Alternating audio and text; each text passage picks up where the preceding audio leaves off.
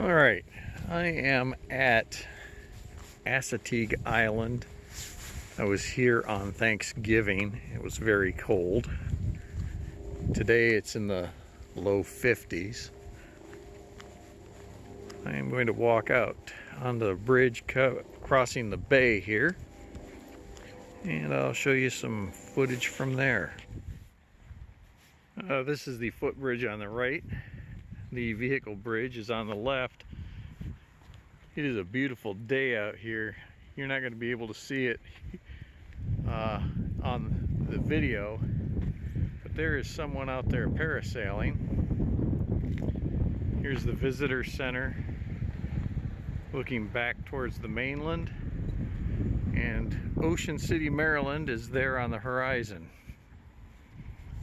Beautiful day here in Maryland. And you can't see it in this video, I'm sure, but there's also someone sailboarding out here. There's that's Assateague Island. On the other side of the land is the Atlantic Ocean. And looking back towards Ocean City. So I'm here at the end of Causeway Drive now. I'm still in Assateague. You can see the bridge there with Ocean City in the distance. Apparently, this is a man-made point of land. This island was purchased to be developed, or parts of this island were purchased to be developed, and the developer built this bit of land out in hopes of building a bridge across the bay.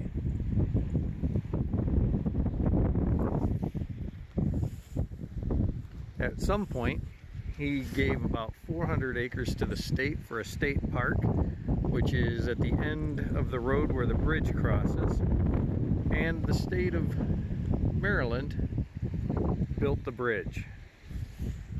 So what you see here is Baltimore Boulevard. This is the road that was built by the developers I spoke of a little while ago in 1950. It was destroyed in a storm in 1962. It was 15 miles long. So I'm looking back the way I came. This is still the road. There were about 130 side roads built off of this, and more than 9,000 or around 9,000 lots that were for sale. After the storm of 62 came through and destroyed much of the infrastructure, the developers abandoned the plans to make this a community, and it was the single biggest event that led to creation of this national resource. I'm on the roadway again, looking back the way I came. This is the way I'm headed, and it amazes me that someone would build a road 15 miles along here. This is looking back the way I came. This is out towards the ocean. You probably can't hear it, but the surf is just audible. And this is continuing on towards the south. I don't know how well you can see up here, but there are 4 horses visible. Assateague Island is home to a herd of wild horses. There are 4 of them here, and I know one of them just walked through the defile here to the left towards the beach.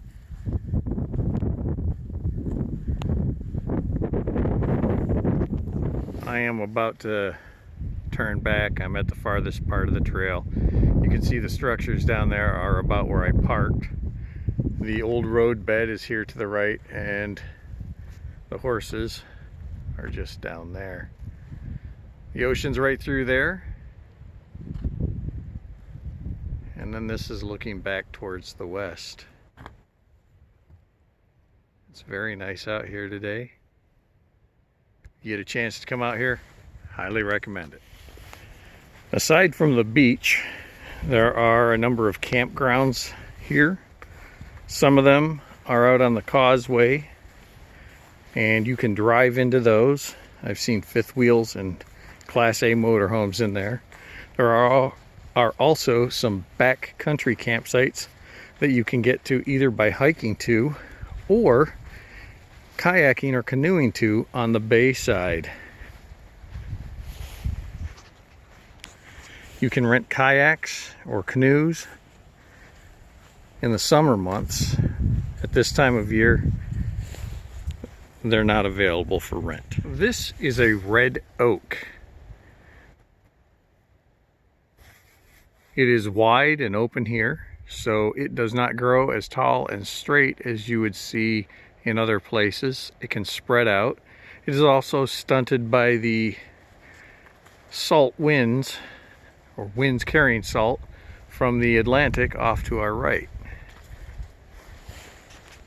I'm on another trail here. The trail I was on is Life of the Dunes. I think this is Life of the Forest, maybe. Well, a different type of area I was in just a mile or so down the road. This is a body of fresh water. It is about 8 feet deep and was formed when a house was carried to this area by a storm. Waves washed around it, dug out the sand, and created this basin.